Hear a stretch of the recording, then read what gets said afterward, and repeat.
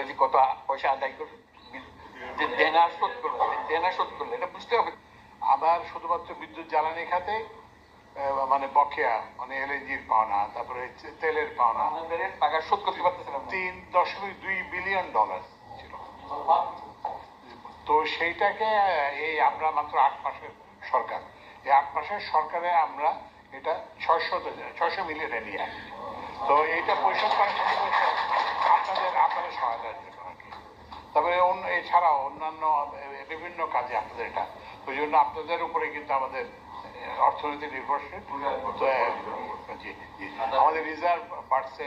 তারপর আমরা যে বাইরে থেকে যে আমরা চাপ দিত IMF তাদের সঙ্গে আমাদের যে কথাবার্তা বলার আমাদের একটা শক্তি বাড়ছে। একটু মনে করে যে কাতারের কত পাওনা ছিল, আচ্ছা যে আজকে যে গোলাপ কাতারে এই যে আসতে পেরেছে